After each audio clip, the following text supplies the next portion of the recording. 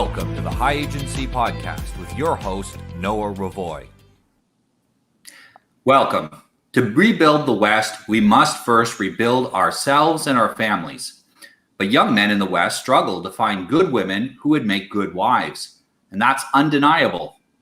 The poison of feminism, the radical individualism, and the unlimited hedonism that has destroyed many women's ability to make good wives and mothers has left them as anxious, burned out shadows of what they could have become. Why is this happening? And more importantly, what can we do to change this going forward? My guest today has written a book on this topic. Please welcome Jack Peach. Welcome, Jack. So I'm really sorry, I can't hear you. Oh, you can't hear me? I don't know if you can hear me, but I can't hear you. Huh. Let me just see here. Yeah, I'm sending a signal out to you. There we go. I can hear you now. Awesome. Good. There we go. Perfect. Apologies. Yeah, I was saying that, the poison of feminism, radical individualism as well, and a culture of unlimited hedonism has destroyed a lot of women's ability to make good wives and mothers, leaving them a anxious and burnt out shadow of what they could have become. And it's important that we discuss why this is happening, but even more importantly, what we can do about it and what men can do to find good wives. And I mentioned that you've written a book on this topic, and I welcomed you to the show. Yeah, well, thanks for having me. No, I really appreciate taking the time to do it. And yeah, basically the whole of weaponized sex is talking about that more from the cultural level rather than the individual level. But we can go into some of what I see as the solutions, both in the short term individually and long term, how we can reshape culture as well. Yeah, how did we get here?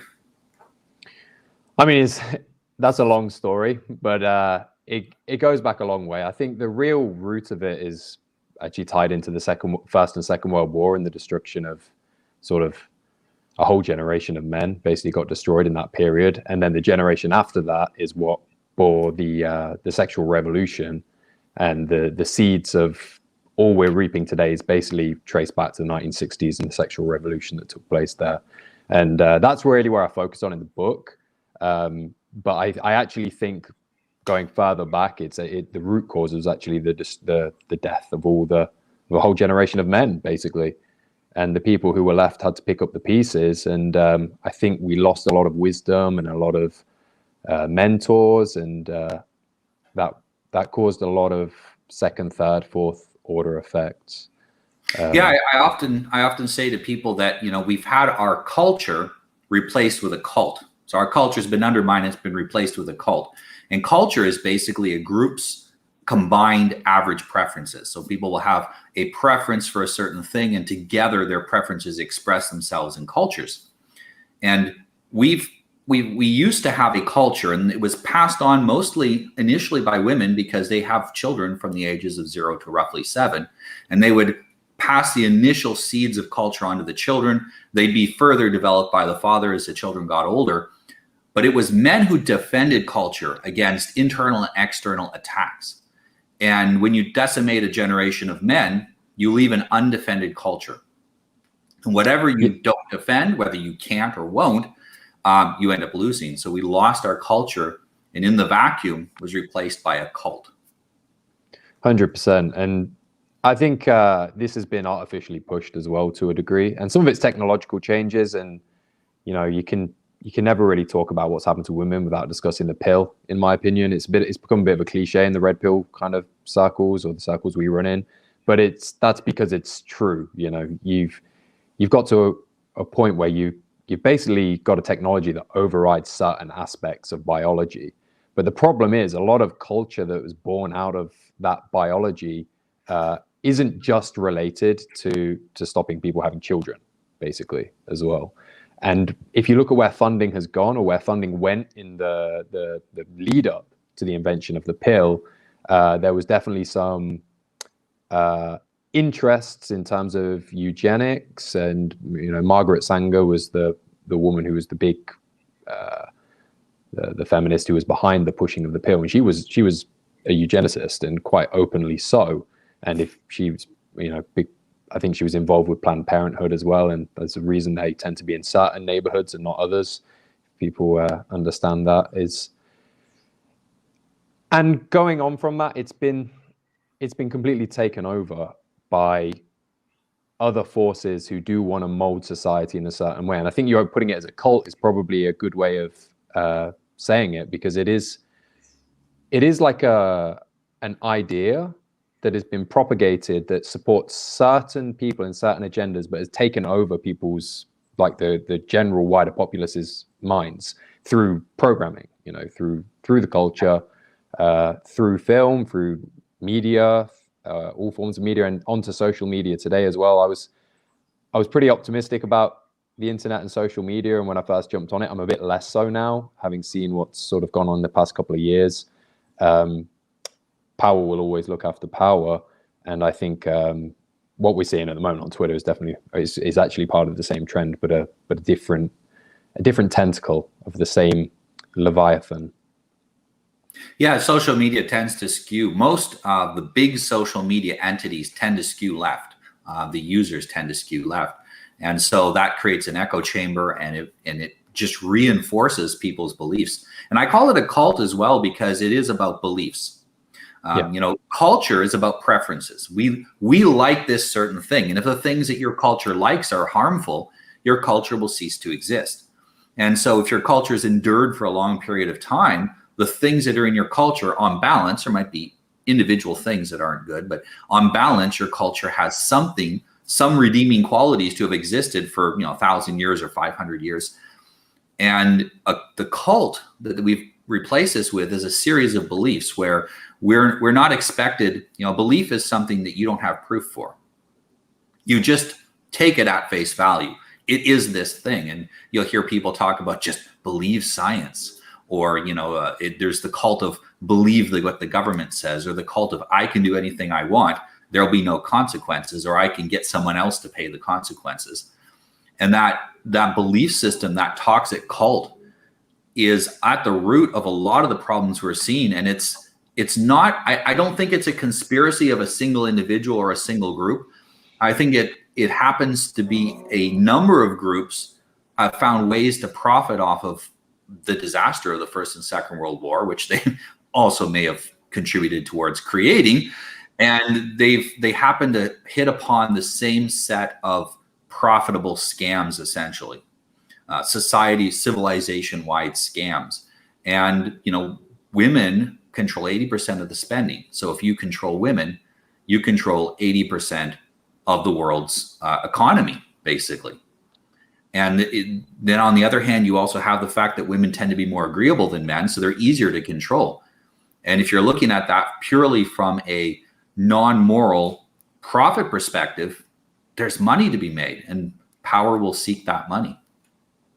Yeah, for sure. And I think one of the things I wanted to pick up on there is that there's always going to be that self-interest. It's not always like these things kind of emerge. It's not like they're fully planned. They aren't planned in advance. I mean, certain aspects are, but they emerge over time, and then different actors see their own self-interest involved and then kind of push it in certain ways. And some of it is also good as well. Like some of the ideas that they come out of a good place. It's just they get manipulated or bent into certain patterns. And those patterns, I think, overall haven't been good. I think a lot of people always talk about like, this is the best time to be alive. And I think by what metric are they counting that? I think whenever people talk about that, they always talk about it in terms of comfort. But to go back to our original point, I think the greatest so I think there's like three or four main areas which you have to get right to have like what I call like a contented life, which I think everyone should aim for, not necessarily happiness, but to have an element of contentness and meaningful. Like that's where your meaning comes from.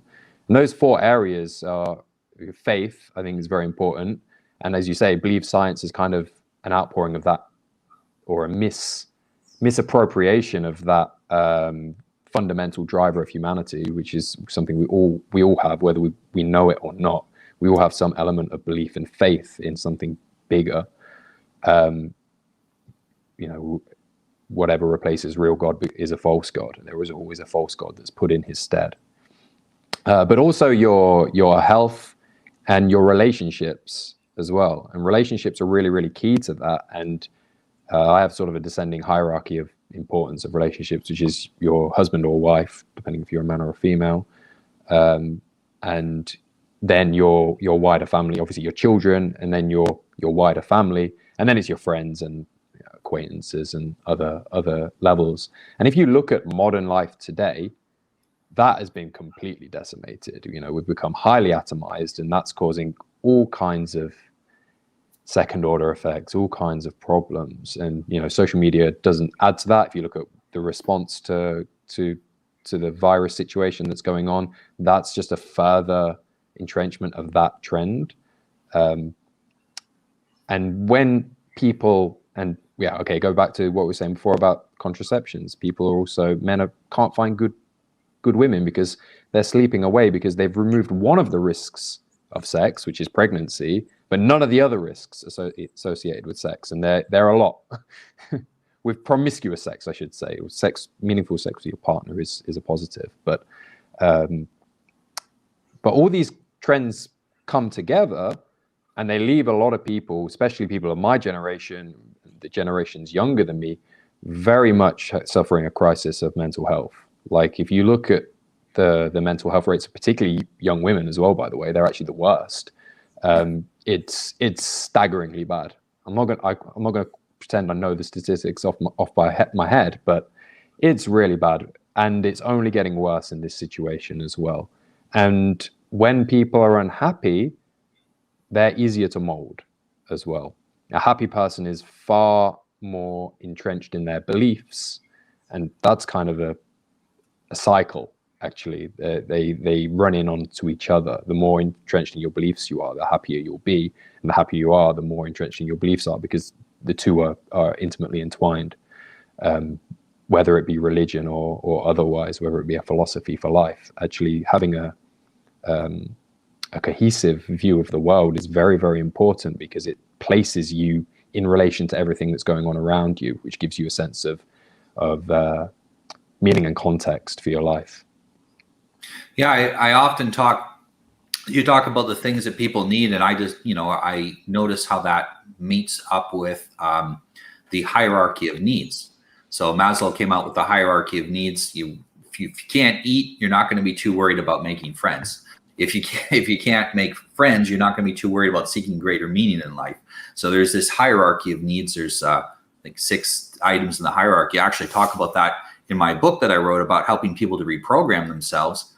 That a lot of mental illness is people's inability to fulfill their hierarchy of needs at whatever level it is. And we're probably in the time in history when it's been easiest to fulfill that bottom layer, food and shelter. Yeah. And extremely difficult to fulfill the middle and upper layers. I posted recently on Twitter that leaving the longhouse was a mistake. So, if you're Northern European or Northern Asian as well, your ancestors probably lived in longhouses. There was other cultures as well. Anywhere it was cold, we'd have these long houses where you'd have an intergenerational community living in a single roof. And we were never alone, not within the community. You could go for a walk in the woods and be alone, but you were never alone in the community. And I remember when I was a kid, people say, "Oh, that's terrible. That's terrible. So many people on top of you." And now we have an entire, we've been over a year now, people desperate for contact. You were never desperate for social contact back then. You had multiple family members. You didn't have to worry about getting married because your family had an interest in seeing you happily married. And so they would help you find someone. They would help you develop into the person you needed to be to attract a mate and to keep a mate, because it was, you weren't by yourself. You mentioned people's need to believe in a divine, something divine. Mm-hmm. And what it is it's to believe that we are part of something bigger than us. Most people now aren't part of anything bigger than them, not even a family. And so we're feeling, we pushed radical individualism was pushed on us as if it was a part of our culture, when the reality is communal, not communism, communalism, that is voluntary interactions in a community, were really the heart and soul of every culture and community. And we've lost that. And it is really for a lot of people at the root of all the rest of the problems, because the community, a healthy community, protects you from a lot of these problems that people are suffering today. Yeah, 100%. I'm actually going to disagree though on the longhouse. I actually think the nuclear family is better, but I think the problem is we've become too separated from our roots in the nuclear family. And I'm 100% a victim of this. I live in Asia. You know, I'm nowhere near my family. This has put what's happened has put the pressure or shone the light on the weaknesses of that way of living. You know, being away. But I do think on an individual level, as like when you get married, you need to, or as a man anyway, you need to move away from your family as a kind of rite of passage thing. And when you get married, you should move away for a while. But I also believe you should come back to the family once you've gone through that rite of passage. And that's where we've kind of got things mixed up, I think. I think we can have the more nuclear family as opposed to the log house or the extended, everyone living together. As long as you still maintain those connections and it doesn't become too distant. And the problem with the ease of transport before and the ease of travel is we did become too reliant on that. And I definitely did on an individual level. When I took this decision in my life, it was always on the proviso that I could always go back and visit my family and they could come out here and visit me, which, you know, I haven't seen them now for a year and a half, and who knows when I will be able to again. So it's definitely shone the light on this, and this situation has also shone the light on people's absence and people who have made poor decisions with regards to relationships, who've decided not to get into a relationship, not to get into something committed, and now your dating options are limited. There's no, at least in Britain, there's no chance of going around and meeting people. It's super hardcore, the lockdown over there. It's different where I live. But if you sort of took that life that's been pushed by the cult, as you call it, you're the people who are suffering the most right now, which for me is perhaps purposeful, perhaps by design. I don't know for sure, but it does seem highly coincidental anyway. And I wanted to pull back something else you said about the Maslow's hierarchy as well. Is I even think that that's been weaponized against us, because the basic levels, the things that you literally cannot live without, are more accessible than ever before. Like you can get food. I mean, whether that food's any good for you is a different matter, but you can get food, you can get sustenance, you can get water, you have got energy. Housing in the West is not that many people are homeless, like I mean, there are a lot, but it's not a huge proportion of society. You know, most of society is taken care of. But the more meaningful parts of existence beyond your very, very basics are not being taken care of at all. And we've been completely disconnected from them, whether it be relationships, or it be faith, whether it be purpose. So many men lack purpose today. But we need to kind of take control of that ourselves. This is the problem, because culturally, that is the normality, if you know what I mean. I think most people are pretty isolated and pretty unhealthy and not in a good place emotionally at this time. And they were before COVID too. They were before COVID. It just accelerated it. Yeah, just put pressure on the same situation. You know, they're already under pressure there, and this just really ratcheted it up tenfold. You know, but you can still take control of it. This is the thing. This is one of the things I love about our sphere of Twitter. People get a bit like talk bad about things like platitudes and stuff, and that's only a platitude because you've been on Twitter for 2 years, you know, and you've heard it 100 times. Like, if you're someone just new to our scene, that is literally life-changing advice. So like you can get out of it, and that's what I love about our sphere of Twitter, even with all the other accoutrements that come with it, that some of them aren't quite as positive as others, but in general, I think it's a massive force for good. And I actually get frustrated when people talk badly about it, or get into kind of petty beefs about things like that, just trying to prove their superiority. Like, this is a force for good, and we can change people. And anyone at home, if you're in this situation, you can still take control of your life, even within the COVID lockdown situation, it's only a lockdown as much as it's being enforced.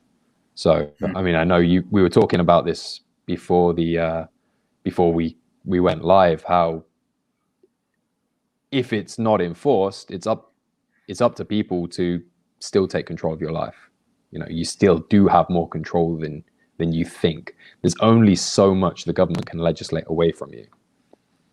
And that, to a certain extent too, the willingness to push the issue and to press the limits of what is legal, or even sometimes, an immoral law. We have no obligation to follow laws which are immoral. In fact, we have an obligation to do what is right, irregardless of what the law says. Otherwise, we could say, oh, well, everything that every tyrannical government has ever done was legal in that country, therefore it's right. Well, of course not. There is a point at which the citizens of a country can decide that their government is illegitimate, and you don't have to all decide it, and it doesn't have to be decided democratically, and you start doing what you need to do to make your life go on.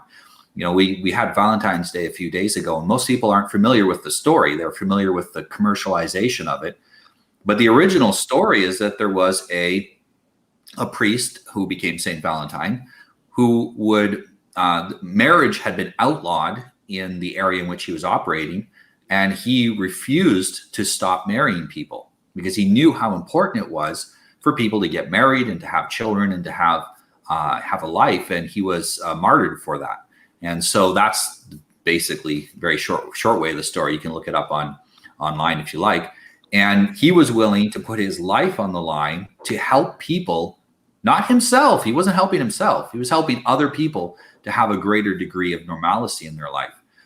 There will come a time when we have to decide what's important to us: social ostracism or having a life. And the people who decide to have a life, I live in a country that doesn't enforce the lockdown so much as the UK. And there are two types of people walking around the street. People with masks, with fearful eyes. They look petrified. They look like they're walking amongst zombies. They're afraid all the time. They are the zombies, but they think everyone else is. And then there are people with no mask on, with their chin in the air, with their chests out, and they're looking like they're the king of the world. And it is amazing to see the attitude. You walk around, if you're the only one not with a mask walking around, and you're not doing it because you forgot your mask, you're doing it because you've made a conscious decision, you will see very quickly the hierarchy sorting between the sheep and the wolves. And we're those who walk without the mask, we're not afraid. And it really changes your attitude. You walk around without a mask for a while, you do other things that we're not supposed to be doing, that, maybe I'm not going to give people specific suggestions. And you will start to realize that the system is very fragile and it cannot enforce things upon you if you know how to disobey correctly in such a way that you don't get caught. If you're smart about it, you can have a pretty normal life even under lockdown. Yeah, I think so. And part of that is, focusing on yourself. And I think as well, what's happening at the moment is this is an idea that I've been sort of playing with for a while, and I want to at some point I'll write a proper article about it. I've been sort of slacking on my hardcore writing lately, but is the idea of like mimetic immunity. So from memes, sort of ideas that are being weaponized against you, and like they call them like a mind virus, right? It's like something, an idea or belief. It ties back in what you're saying with the cult, comes into your head and then it changes your behavior. And I think at the moment we're actually having like a kind of like an evolutionary phase where there's going to be people who are resistant or have mimetic immunity. They're resistant to these memes and see through what it's going to be. And we're going to get a divergence that's going to take place, because if you've been completely taken in by these ideologies, even prior to COVID, and this is just as we've said, this is just like the icing on the cake, as it were, or maybe the spark that lights the fire. But if you believe into mainstream culture, you don't want to have children, you're partying yourself away, you're throwing your health away, you're making yourself miserable, you're making yourself less fertile, whether you want children anyway. You know, there's actually a real huge fertility crisis amongst people in their 30s, by the way, that's never talked about, that is really serious. Actually, a lot of people, a lot of women get to a certain age and they think, oh, you know, I can have kids when I'm 30. And then actually, because of their lifestyle and their health and, you know, plastics and the food and endocrine disruptors, everything else that's out there that's poisoning you, they actually get to the point where they realize they can't have children. And unfortunately, part of that is because they've been infected by the culture and they've been infected by these memes and they've not been able to fight that off. So there is going to be a sort of self-selection that takes place based on a meta community.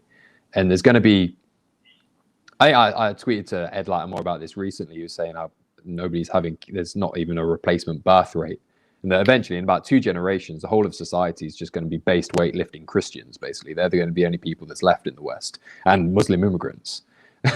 And that's all there's going to be left. And maybe that'll cause some tensions in other ways. But this is one of the ways that I kind of refrain from getting black-pilled, is that I do think there is going to be a rebalance that kind of takes place naturally as you see people's life choices, unfortunately, really coming back to roost and coming back to haunt them. And I don't want that to happen to them on an individual level. It's actually a tragedy when that happens. It's really terrible when they partner and a couple, they do find someone that they want to settle down with, they settle down and they want children and they can't have them. That's a personal tragedy. It really is. That's horrible. Wouldn't wish that on anyone. In their just turning 40, it seems to be a breaking point for a lot of them. They turn 40, they check out my Twitter feed, they see some of the things that I was tweeting, and they furiously message me and then have a complete breakdown because they've spent the last 25 years partying and going crazy, and now they regret it. And it's way too late to regret it. They're at a point where there's not much they can do to fix their situation. And it is really sad. You know, these are women that they had fun, sure, for a while, and now they're going to have like another 40 years of misery alone. Assuming they don't kill themselves, which with the very high levels of depression that most women today are facing, especially single women who went through that party phase, they don't necessarily have to kill themselves in overt ways. It's the overeating, over drinking, the unhappiness, drugging themselves up with legal or illegal drugs. That is killing themselves. You know, if you're not living, you're dead. You might be walking around, but you can still be essentially dead if you don't have a life. And it is really sad to see that so many people have fallen for that cult. And there is a point where a lot of people wake up, but they're so deeply invested into it that they can't get out of it. You know, I tell young guys, they say to me, oh, I want to date. All the girls are feminists and, you know, they have weird colored hair and whatnot. So well, how old is the girl? You know, these are young guys in their early 20s. How old are the girl? Well, she's like 18, 19. I'm like, an 18-year-old feminist is just a submissive woman trying to please what she thinks is the dominant narrative in society. Yeah. I said, now you're going to be the dominant narrative in her society, in her life. And now she's going to please you instead of a sick society that wants to just use her. But that doesn't work with a 35-year-old feminist because she's so damaged and deeply into it that for her to leave, she's got to admit that she's lived most of her life and her entire adult life in a very unhealthy way. She's done damage to herself psychologically as well. And you can't give that same advice. You know, there's a huge difference just a few years make. And I think that's something that women have been lied to about, is that massive difference between like 18 and 28. It is massive. And you go another 10 years and it's unfixable at that point if you've done serious damage to your life. Men can dink around throughout their 20s and still make something of themselves in their 30s and 40s. For women, it's not like that. They can't do that. Yeah. And I do want to say though, like men can do that, but I think they're giving themselves an uphill battle in doing that. And I've known plenty of men who haven't pulled themselves out of that rut, or haven't yet at any rate as well. And especially like people of my parents' age, my parents' peers, my parents were very like liberal, very I grew up in that environment as well in Britain. Britain's a secular country, and I grew up with those values, and my parents' friends, and a lot of them never got out of it, you know, including the men. And when I worked in a bar, one of the things that really basically sparked my change and my renewal was I worked in a bar when I was about 20 to, well, for about 2 or 3 years. So I can't remember exactly when, 19 or 20 until I was about 21, 22 when I stopped working there. And it was a music bar, and it was great working in a venue and, you know, serving drinks. But man, those lonely 50, 60-year-old men, divorcees or with poor life decisions that meant they never got married, some of them childless, some of them didn't see their children, and part of that is divorce laws and everything, but part of it's their own decisions. Like I'm not one of these guys who's like super soft on men, because as a man, you are the leader. You're the leader of your own life, and you're the leader of the family, and you have to take responsibility for that. Women get a pass as far as I'm concerned, to a degree, I mean, within reason, but they do get a pass because they should follow their man. And like you say, if they don't have a man to follow, that's when they follow culture. And you get I met a load of them, and that was basically what sparked my change. I was like, I do not want to be like these guys, and I saw myself following that path, basically. And luckily I was self-aware enough to realize that, and I changed my life and I did it a weird way. I went traveling, which is kind of hedonistic in its own way, but it worked. It was the change of environment I needed.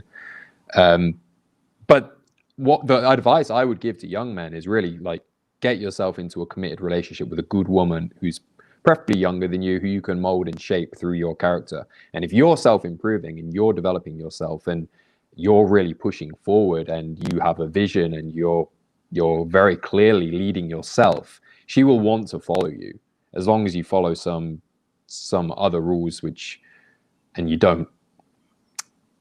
you stick to congruency in your life. You're not saying one thing and doing another thing. I think that's a problem a lot of men have in our sphere, actually, is they want women to be good, but then they don't hold themselves to the same ideal or to the same standard. And I have a little bit of a problem with that, because men are the leaders, they are the protectors of culture, and where we lead, women follow as a rule. And when we are saying one thing, we're doing something else, that's not what a leader does. I mean, beyond certain political plays, which might necessarily be necessary, but in terms of your life and the way you live your life, it has to be congruent. There has to be some following of the principles you espouse. Otherwise, no one's going to follow someone who's a hypocrite, you know. Absolutely. No, and I think what happens sometimes is guys who don't get their life together young, and they don't get themselves organized, and they think they can wait till 35 to do it, is that by the time they're 35, the kind of women they can attract are also already getting pretty close to 30. You know, the idea that, I can be 35 and attract a 20-year-old virgin is, for 99% of guys, is not realistic. You know, you have a lot of guys that they'll get their life together at 35, but yeah, you're a 35-year-old with the maturity of a 25-year-old, and women know that, and they're going to hold that against you. That's not going to be a positive.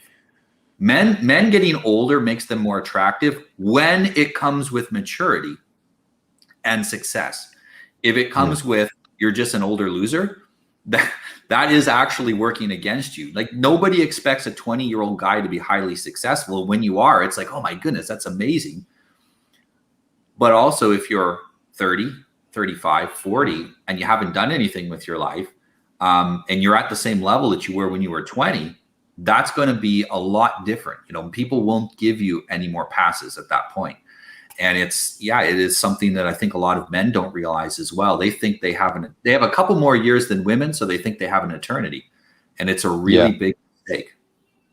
And that doesn't mean you get to that age and there's no hope, right? It's just, you're not going to get the 18-year-old virgin. You might be able to get a 30-year-old woman who's still a good woman, right? But there's this kind of, I mean, it might have worked 200 years ago, 100 years ago, where, you know, but culture has changed. Biology hasn't changed, but culture has changed, and you have to be able to blend the two. That's what I try and get through in the book. I try and tell you that yes, there is biology, and culture arises from biology, and biology is actually either. I'll go into that point. That's another point actually. So, culture comes out of biology, but you are still shaped by culture. You can't be just like this is like it's not complete biological determinism. It's somewhere between the two. There has to be a middle path which you walk, where you blend what's good with what's feasible within the culture that you live in. You know, and I think again that's something that I think some of the more hardline guys get. They lose a little bit of the nuance. They don't. Well, some what of the the rhetoric. science says is that biology gives you potentials. Culture tends to shape what direction you take those potentials, and your own individual choice decides how far along the potential you go. So it's a mix of all of these things. You know, if you've got genetics to be 5 feet tall, you're not going to be 6 feet tall. It's just not going to happen. But if you have genetics for 6 feet tall and you're undernourished, your environment undernourishes you, your culture is one of you sit inside and play video games all day, you're not going to hit your 6 feet. You're going to be somewhere shy of your potential. And I think for most of us, very, very few men are actually hitting their potential. And you brought out an interesting point that it's making it harder on themselves. So a man who takes his life seriously from his, you know, the entire time that he's a man, say he's getting started on making a success of himself when he's a teenager, he's going to outcompete the man that waits to 35 to grow up. It's not that you can't drastically improve your life in your 30s. I've helped lots of men do it. It's that you're starting behind the 8 ball. You know, you could have started 10 years ago and you'd be a lot farther ahead. And that is a challenge for men. And I think a lot of men are starting to, a lot of young guys, I have a lot of young men message me, and they're late teens, early 20s, and they want to avoid that big gap between the initial part of adulthood and really fully initiating as a man. In our Northern European culture, historically, if men didn't become fully men, that means that they were initiated into one of the male cults. So they were essentially accepted into a male fraternity. By the time they were 27, they ended up being essentially outside of society. And that they didn't qualify to be in society, which means they probably never got married, probably never participated in cultural life in the same way as other men. And so it is a lot more difficult. We recognize that historically, a lot more difficult to make a success of it if you wait too long. You can recover a lot. And I think really what's happening in our generation, I'm not sure how old you are. You're in your 30s, right? I'm 20. No, I'm 27. Okay, you're 27. I thought you were like maybe 31. Like, okay, so you're 27. I'm 42. So in about my generation, the end of Gen X, all the way down to the newer generations, the millennials and the Gen Zs, this is a recovery time. We're trying to rebuild and recover from years of decay, and so we have to recognize that is what we're going through. And, you know, if you're really young right now, it seems like, you know, life is terrible for the future, but we've already started that recovery process for you. Us older guys have started it. We started to figure out what works. You couldn't 20 years ago go online and listen to this type of a conversation. You couldn't get access to the kind of information that's online now that allows men to avoid a lot of the things that destroyed Generation X. You know, that destroyed Generation X. So you can avoid a lot of that if you're a young man now. And that's absolutely the path that I recommend for young guys, is take things seriously and avoid that party. It's not just going to hurt women, it's going to hurt men in the long run as well. Yeah, it's actually, there's a weird kind of dichotomy in life at the moment where I think actually for the sort of the people who are really plugged in at the moment, actually it's probably never been a better time to be alive in some ways in terms of the opportunities that are available if you're plugged into that. And it kind of ties back in with the mimetic kind of immunity I was talking about. If you are on this sphere and you're a young guy, you're blessed. Like really, you've got huge potential and huge opportunities that other people of other generations didn't have.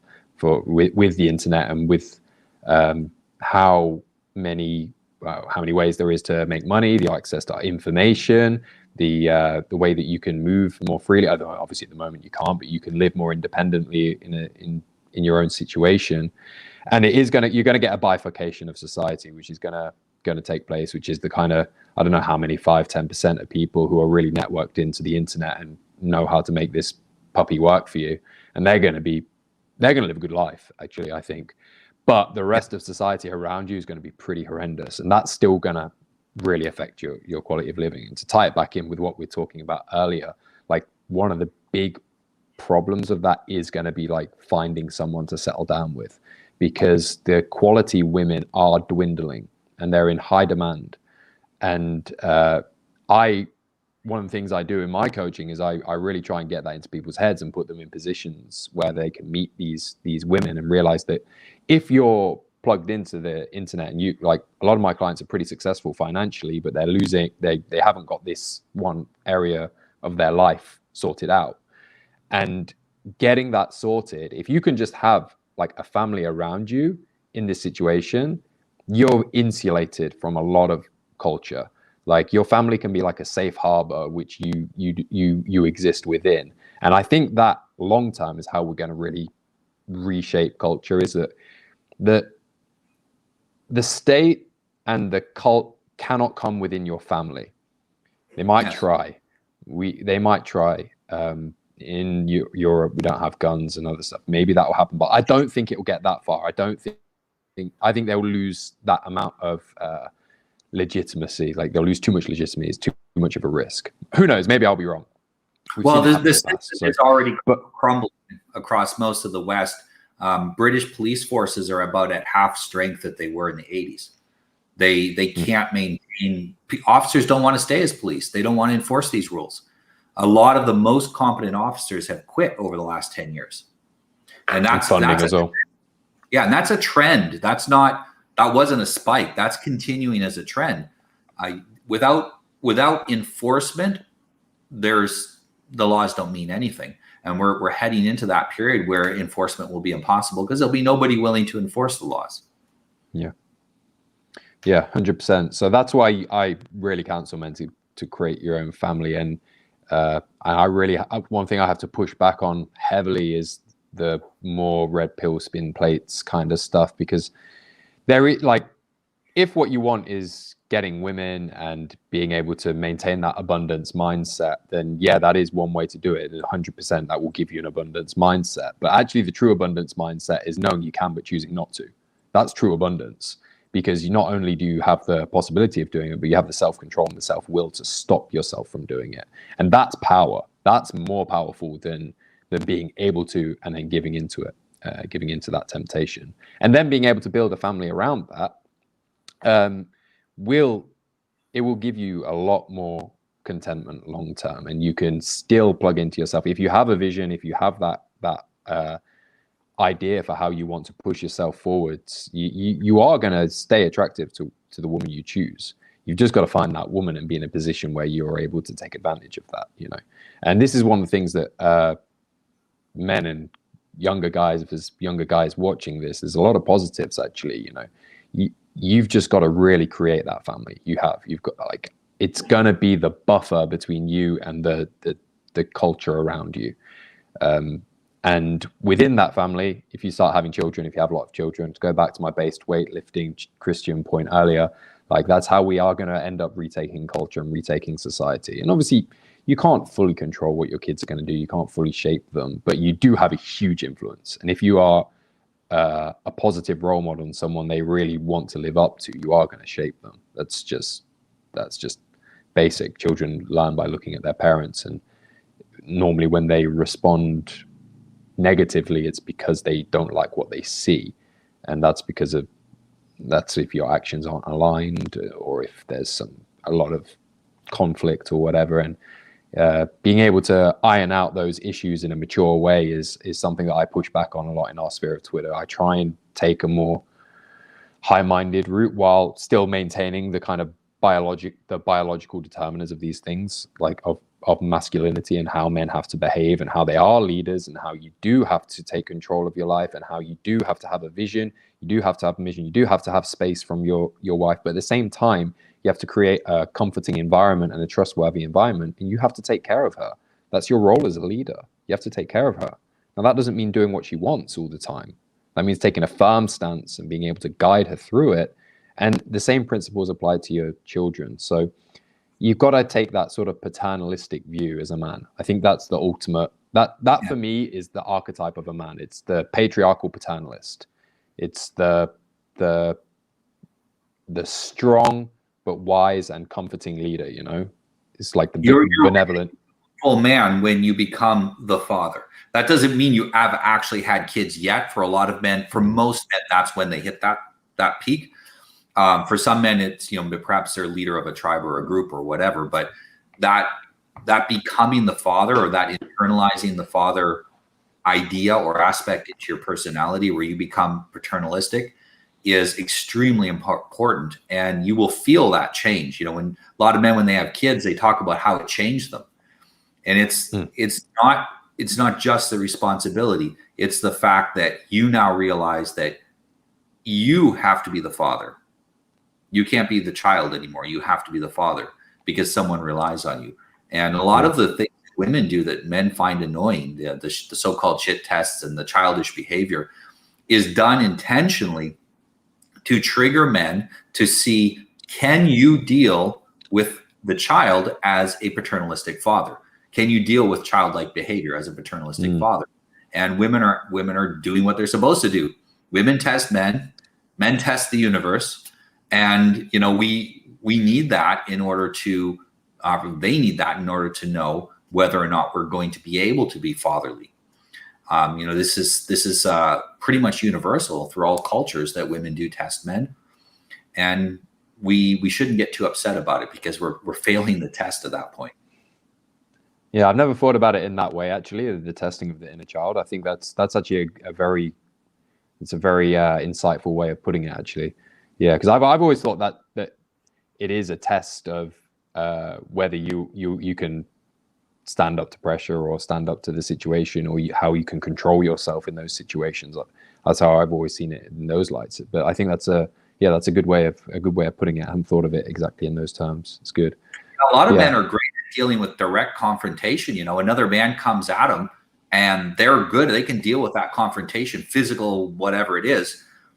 But they can't deal with their children being annoying. So a man comes at you and picks a fight with you, you can punch him in the nose. You can't, your kid's annoying, you can't punch him in the nose. You know, yeah, how do you know anyway? Well, hopefully not. And how do you deal with someone that you need to help them learn to modify their behavior? Like my son says to me, you got to let me know when I'm being irritating because I don't want to grow up to be irritating and not have any friends. You know, so they want you to help them modify their behavior or socialize them essentially in a healthy way. And how do you do that if you can't solve it the way you normally solve your problems with other men, which means, you know, normally through dominance hierarchies and conflict and confrontation that's very masculine? You can't do that with little kids, and you can't do that with your wife. You can't treat your wife like you treat another man. You know, you have a man in your group and he's getting overweight, and you say to him, dude, you're getting kind of fat. You really need to lose that. And he's going to look down. He's going to go, oh, thank you. I'm glad you cared about. Yeah, look, come with me to the gym. You know, we'll get you in shape. You can't say that to your wife. You know, you walk up to your wife and you go, yeah, you're getting kind of fat. You need to go to the gym. How's that going to go down well? Not well. No. On the other hand, you still need the same result. You can't allow them to do things that are unhealthy for themselves. And you know, kids are also very sensitive. Even little boys are very sensitive, much like women are. And if you don't know how to deal with that, you're not going to be able to deal with children. And so you're getting practice with these kind of shit tests. You're getting practice for fatherhood, and you're also getting the woman testing you for that. And the better you deal with those tests, the less tests you get. You know, my oldest boy, he will dominance test all the time. You know, he wants to be the boss of everything. Now he's hitting 7 years old, so his mind is much shifting over towards a masculine mentality out of the baby and into the older mentality, but it has really taught me a lot of patience. It taught me how to maintain my authority as a father in a very positive way, through love and through connection and through rational and reasoning with him. And, he's taught me a lot doing that. And yes, I knew these things intellectually. There's a big difference between that and actually applying them in real life. And so this is a big part of the reason why we have these shit tests. In fact, I honestly think that what we're having at a societal level is a massive society-wide shit test of men. And it's designed to create that bifurcation. Now, yes, it has been somewhat artificial, but this is not the first time these kind of tests have come upon men. This is the most extreme test we've ever got. But we've always had this in society. Things get better and better and better, and then there's a massive test of men. The fall of Rome is a good example of that. Massive test. The Romans failed, but who passed the test? All across the old Roman Empire, it split up into the manorial system, and the manorial system created the modern European through about 700-800 years of, more than that, but at least 700-800 years, depending where you are in Europe, of careful selectionary pressures for people who could live according to the manorial law, who were highly productive, who were cooperative, and also it created a higher level of peace within Europe, because the manorial system caused people to move from one man to the other in seek of spouses and work, which meant that we now had networks across our nation. And so villages weren't fighting villages anymore. I can't fight that village. I got a cousin over there and an uncle, and I can't fight that village because I've got my aunt is there, and so is my sister. And so it created inside of the nations that eventually formed in Europe, it created a high degree of peace and cooperation between them. And it basically, the passing of that shit test in a way that we weren't expecting it, led to a blossoming of Europe, and the manorial system made the wealth possible that later created the Renaissance. And so when we pass these shit tests, and somebody always passes, the failures fail genetically as well. They disappear, they cease to exist. Whoever passes it usually ends up, after a period of testing, into some sort of a renaissance, into things getting better. And I really think that we're facing a renaissance of culture, a rebuilding bigger and better and stronger of culture than we had it before, from those who pass this test, who do not bend the knee, who do not wear the masks, who do not eat the bugs. Those who decide that they're going to pass that test are going to end up with a much better life. And so I don't look at the tests that we're facing with fear. I look at them with anticipation, because this is opportunity. Yeah, and I think I've had the same thoughts actually, and I've sometimes felt that this is like a genetic stress test, even if it is artificially pushed. Maybe that's, whether you want to believe in the depopulation agenda, maybe that's actually what's being pushed here. This is actually a more eugenic kind of program, which is to see who can. That's why I like the term mimetic immunity. It's to see who can resist these artificial pushes, and it is a genetic stress test. So luckily we're in the position where I think people are going to stand up better to that stress. And yeah, there's always going to, like, life goes through these cycles, civilizational cycle, whatever. It's going to happen regardless. And there is going to be opportunities that come out of this eventually, how it all shakes out. And it's going to be a bit of a tough time in between, I think. But we'll see some absolute revolutions in how we live life. And some of those I think are going to be for the worse. For a lot of people, but I think for others who can really maintain that balance and understand how to still live well, it'll be pretty good actually. Eventually, as long as the problem I get with that is, like, how does your family fit in, like your extended family, where rather than your nuclear family, which you have a lot more control over shaping. That's my biggest concern over it personally. But I want to go back to talking about parenting and how a man needs to behave and how you have to be an integrated man, because this is something that I try and drill into people, is that there's certain masculine behaviors that are right in one setting, but in another setting they're not. You have to be integrated. You have to be able to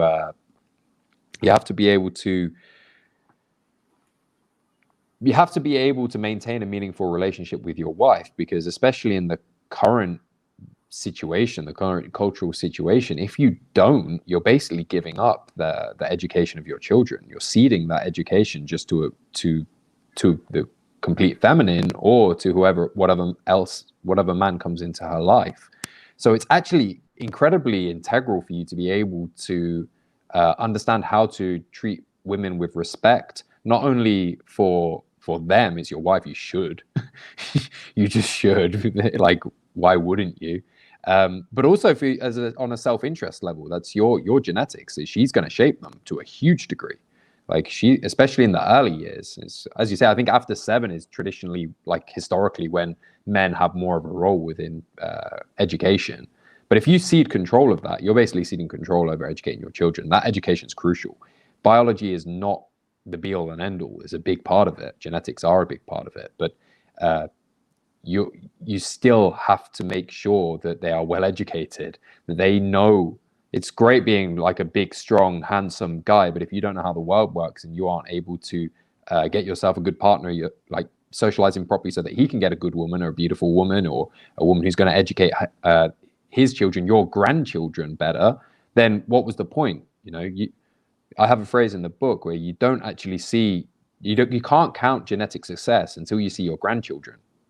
Because if you have children, but you ill-socialize them and they don't have children, or they marry a feminist and then your genetic line gets destroyed based on this dysmorphic cultural trends, then you've basically trashed your genetics. It's only survived one more generation. After your grandchildren, you can have no more impact at that point, really, realistically. So until you see that, you can't guarantee your success. And the best way to be able to guarantee that is to be in a committed, monogamous relationship and to be absolutely invested in both your wife and your children. And the best way to raise good children is to have a great relationship with your wife as well. So this is something that's completely lost in not completely, there's plenty of guys actually who do have this view, but there's a lot of younger guys who kind of come into our scene and they get more taken in by the hardcore red pill stuff. And there's a lot of truth in that. I basically agree with like 90% of it, to be honest, but the 10% really is bad. I'd call it the bitter red pill stuff. Yeah. It's comes from a lot of bitterness.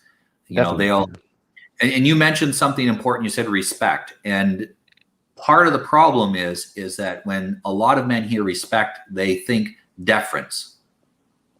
It is not respectful to your wife to defer to her, allowing her to have leadership of the family. That's not respectful. And that's what the feminists promoted is the idea of respect. You have to respect me really means you have to agree with me all the time. And on top of that, that's even been taken in by certain individuals in the bitter side of the red pill, where they think that if you're respecting women, you're deferring to them. That means you're doing whatever they want. That's blue-pilled cuckery. Respecting your woman is doing what's right for yourself and for her. And it doesn't matter if she always agrees or doesn't agree. She needs to be sufficiently loyal to you in order for when she doesn't agree, she still goes along with the plan. The question is how do you build that loyalty? Yeah. You can't demand it. Loyalty cannot be demanded. Loyalty must be built. You can exclude people from your life who aren't loyal, but you can't make people who are in your life be loyal to you. You have to earn that. Loyalty is earned. Yeah. And that is, I think, a big problem is that men don't understand how to earn loyalty because they've never been in a group. Men used to historically have to belong to a men's group. That was everybody. You belong to a guild or like a trade guild or some sort of a men's group or a fraternity or a warrior cult, depending on what time of you were in culture. And so the idea of loyalty and how to build loyalty was inculcated into them from a very young age.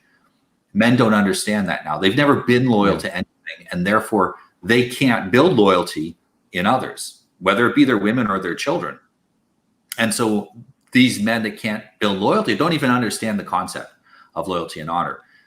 They're unable to they don't see it's possible, and so they decide that they're going to use essentially psychological tricks, manipulation, and sometimes brute force to have control of their family, and that's completely dysfunctional. And you can't keep control of people permanently that way. No.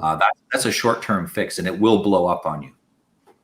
Yeah, 100%. And you don't want to control anyway. Like it's not control is actually a form of insecurity. You don't want to be micromanaging. You want to have specific goals and trust that they're going to be able to carry out those goals, and being able to, and that's just leadership, by the way, whether that comes to a business or whether it comes to a team, or whether it comes to your relationship with your wife or your family, whatever it is, that you have to create those principles and show them and educate them in being, this is why we need to do it, and you have to bring people along. And now in certain environments that does mean you know, if it's a team sport, for example, like I used to play football, and in that, sometimes you do have to slap people down, you know, you do, because it's like that's men, it's different, it's a different environment, it's physical, but you don't want to be doing that in your relationship. You obviously can rebuke your wife, obviously, with wisdom when she's in the wrong, and with kindness and in the right way. You have to speak truth with love, to take the biblical principle that if you don't do it with love, though, and you're doing it out of an action of insecurity or control, you're actually you're ceding that trust. By taking control, you're ceding trust, basically. So there has to be, and that, by the way, takes an element of risk, and that's where a lot of guys mess up. Maybe they trust the wrong person, they're not able to vet, or they've not been able to lead in a good enough manner, and then they take that risk and it doesn't pay off, and then that does create some kind of trauma within them. And you know, when a woman cheats on you, I kind of have some sympathy in one sense, you know. I'm always sort of tied between, like, you're a man, you have to be able to lead. At the same time, I still have sympathy when it goes wrong. Like it's I wouldn't be human if I didn't, or I'd be a psychopath, I guess. But if you are betrayed, that is like the most brutal thing that can happen to anyone, is betrayal. That's why it's in the Greek dramas, whether it's Shakespeare, modern takes on culture, betrayal is terrible. It's scarring. It scars people. I saw, Ali, you had Sanction on your shelf there. I once had a discussion with the author, who's unfortunately gone AWOL, but Roman, about how men, when they get betrayed, actually their amygdalas shrink, and there's actually a visible shrinking that happens to their amygdala, which is the emotional part of their brain, which processes the emotions, which means that when you actually get betrayed, it literally creates a physical response where you don't feel emotions in the same way. It's like literally scarred your brain. So I do have some sympathy in some sense on an individual level, but on a sort of cultural wide level, we have to not give in to that. We have to be able to present the right path for people who haven't yet suffered that.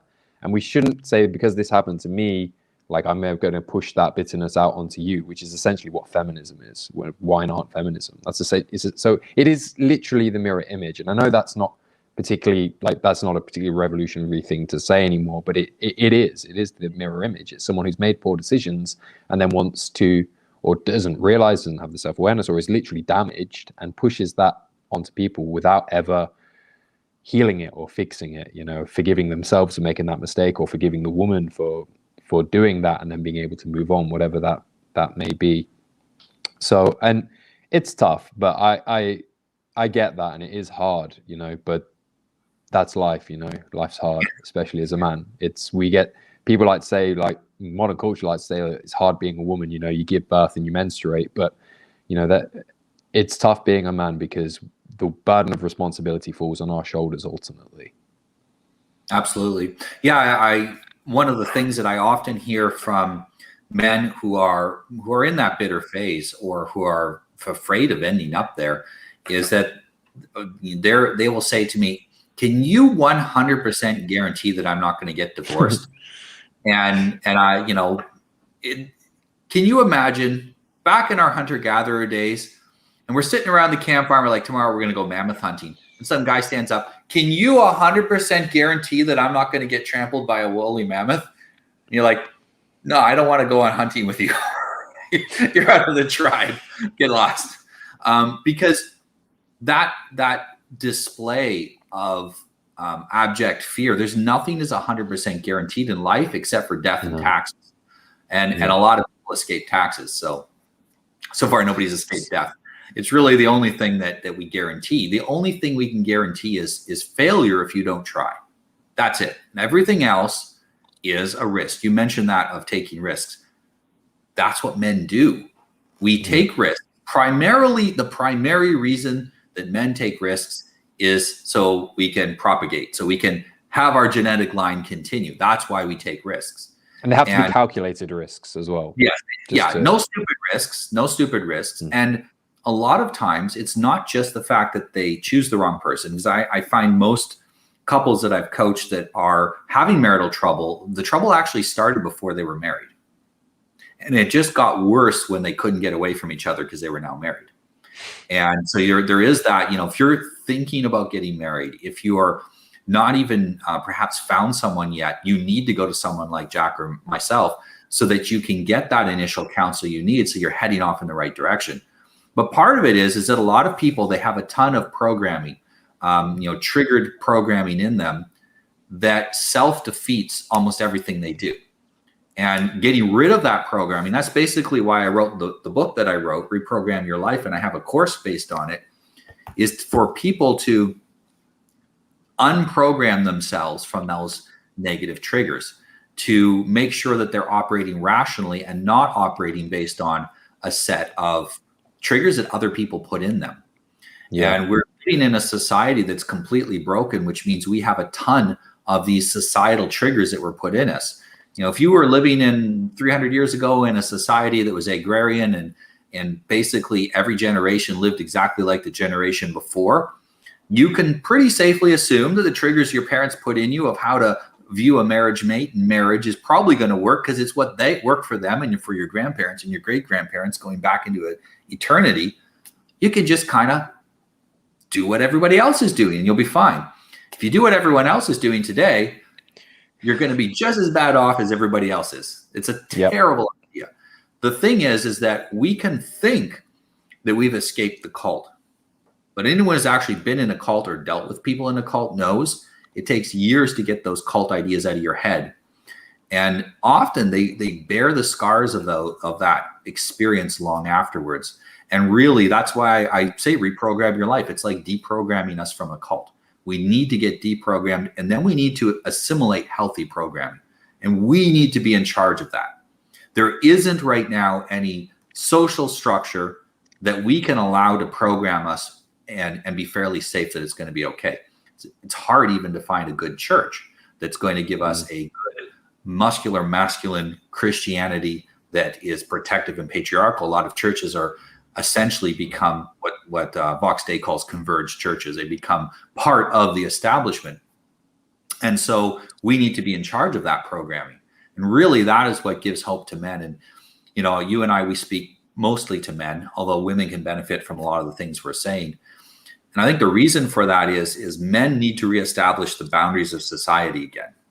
Once we establish those healthy boundaries, things start to change. And we can't establish the boundaries for all of society. We have to make our own little separate society where those who are allowed in our inner circle are protected by that patriarchal structure. Our wives, our children, our friends are also doing that with their wives and their children. The kind of men that I'm hanging around with it's like you described. It's the bodybuilding, not always Christian. Some of them are pagans, but the bodybuilding Christians and pagans, they're religious, and they are disagreeable in the sense that they are not they do not easily agree to the propaganda that we have.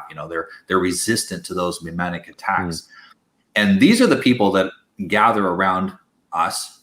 These are the people that are saying, I want to have 8 kids. I want to have 10 kids. These are the people that are going to be the fathers of the future. And really, whoever is the fathers of the future wins this entire societal race.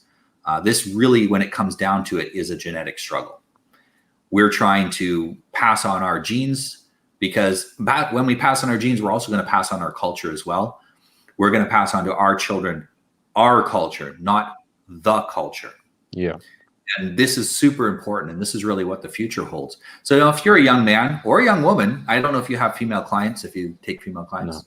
No. Okay. I don't get many requests for it. I wouldn't be opposed to it, I suppose, but. Yeah. So if you're a young man, talk to Jack or myself. You're a young woman as well. I can help you to find men who are on this path as well, and to know what it is that those men are looking for and how you can be part of that kind of a culture. A lot of us right now are looking to escape the evil cult of submission that we have all been subjected to. And you need help to do that. You're not going to escape that on your own. There are too many forces allied against you. Get the help that you need. Talk to someone like Jack, talk to myself. Our contacts are going to be below this video. And thank you very much for joining me today, Jack. It's been wonderful. Yeah, my pleasure. Thanks for having me on. No, I really, really appreciate the opportunity and the conversation. Very, very good. And as always, we'll be back with more wonderful discussions in the near future. Thank you for watching our video, and I hope it inspired you to take action in your life. Please subscribe to our channel and like this video to get more agency building content. The real secret sauce is in our newsletter. Click on the link in the video description below to sign up. I promise I won't flood your inbox, and anything that we do send you will be of high value.